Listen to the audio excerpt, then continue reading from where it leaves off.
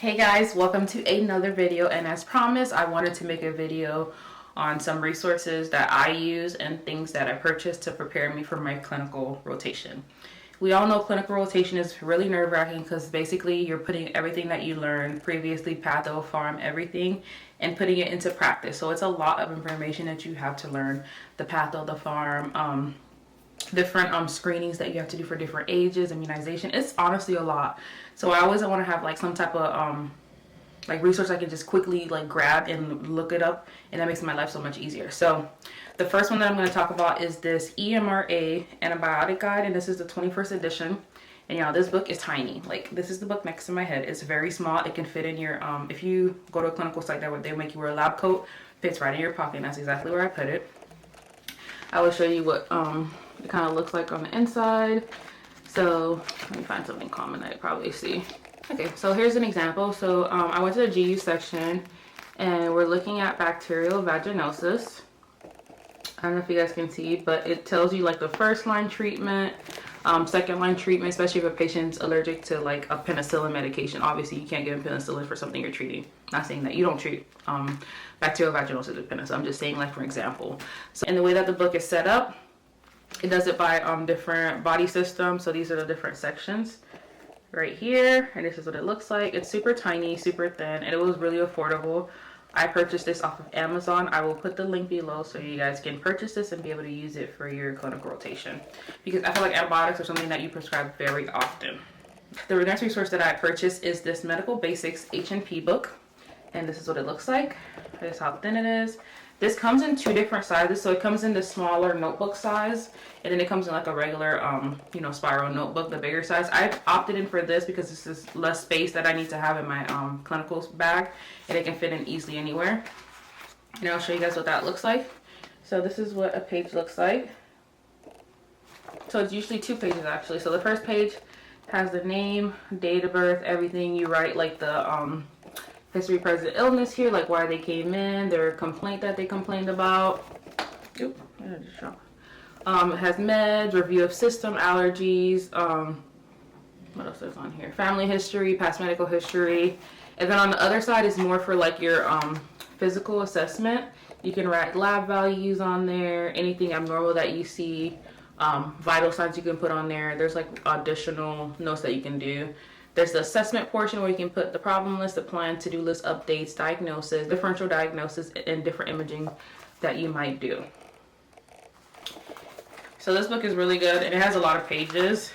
So this is something definitely that I use, because not every clinical site will give you like computer access, and you might not be able to access like their EMR at home. So you want to make sure you write as much information as you can, because for my school we do log each patient. So they go by patient interactions versus just saying, oh, you need to see 10 patients. I need to see like 8 hours worth of patients essentially. So for each of my clinical rotations, we have to do 125 hours for the rotation. The next resource that I recently actually just bought, this was recommended by another student. This is a practice guideline for family nurse practitioner, and this is what it looks like. And this is how thick it is. It's a spiral notebook, but this one is really good because it gives you it basically explains different diagnosis for you. It has pictures. Let me find something super common so I can show you. Okay, so for example, I actually have not seen this in my clinical rotation, but for example, this is erythema infectiosum, or phthisis. I just say phthisis. But you see how it gives you like pictures so you know what it looks like. I am a visual learner, so I have to actually see something to remember what it looks like. If you just describe it to me like, oh, it's a papule, a 5-centimeter papule. No, I need to see a picture of it to be able to memorize it. Especially for like the skin stuff, you definitely want to see that. Like impetigo, which is right here. That one I will never forget. I remember that from nursing school. Honey crusted, y'all. I will never forget that description. But it basically gives you like treatment options. Like for fifth disease, typically there's not really any treatment that you can do, like farm wise. So it's usually like more conservative treatment, making sure they stay hydrated. Maybe you can do some pain medication like Tylenol if they're uncomfortable. But yeah, that's about it. Or if they have a fever and stuff. But yeah, here's some more pictures so you guys can see. Hopefully this is actually clear. And I definitely will be using this for my clinical rotation. My next clinical rotation will be at a family practice office. And then the last resource that I have. I technically do not take this to clinicals because it's a little heavier book, but this is a FNP certification intensive review by Leak, and I heard this is super popular. So oftentimes if I'm learning something in class and I just need like a quick breakdown of it, because obviously the textbook's gonna have like 20 pages of like about COPD, versus this book, it'll break it down into like 1 or 2 pages, and there are practice questions on here. And it basically breaks it down. There are pictures on here also for this book. Lots of pictures for you to see. And I probably won't hone on this book until I get to like my last clinical rotation, my last class, and then I'll actually start doing the practice questions on here. But these are all the resources that I have been using for clinicals, essentially. I do have another resource that someone shared with me. Let me see if I can find it. It's on my phone. I don't have the physical book for it. I don't know where it is. Let's see.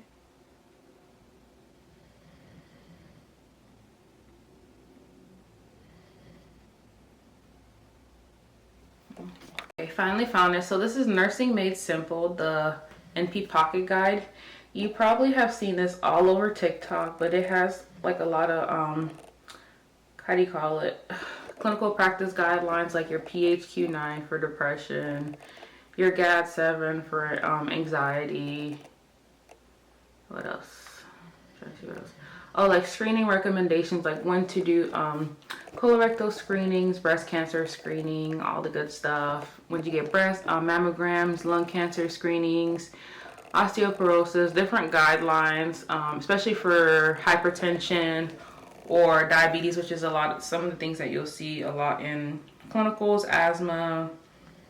And another important thing that it does have is the pediatric milestones, because yeah, I don't know why I struggle with this, but it gives you like all the milestones by the month, what they should be doing by 6 months, 3 months, by a year old, 5 years old, and all that good stuff. That always like trumps me, but this makes it so much easier. Has like common things that you'll see, like conjunctivitis, otitis media, otitis externa, like what's the first line treatment, what physical examination things you'll see. What else? And then also lab value, explains lab values to you. The different GI signs, like knowing obturator, Murphy sign, what else is there? Gray Turner sign, all those stuff. It basically breaks it down for you, kind of like this. But yeah, I like this because I can easily grab my phone and just, you know, look on this on my phone versus grabbing a book. And it also has ICD-10 codes. I did not realize how important those were until I started FNP school. ICD-10 codes and CPT codes are super important. So it gives you like the most common ones, like that hypertension, hypothyroidism, mixed hyperlipidemia, iron deficiency, anemia, vitamin D deficiency, UTI, dysuria, acute pharyngitis, all the good stuff basically. But yeah, these are all the resources that I use. Everyone is going to be different, but these are the resources that have been helping me and that helped me for my first clinical rotation. Hopefully you'll purchase some of these and they'll help you too on your journey to becoming a nurse practitioner like me. So if you guys enjoyed this video, do not forget to follow me on my social medias. And of course, subscribe, like this video, leave a comment. Let me know what type of videos you guys want to see next. That way I can know what type of videos to make for you guys.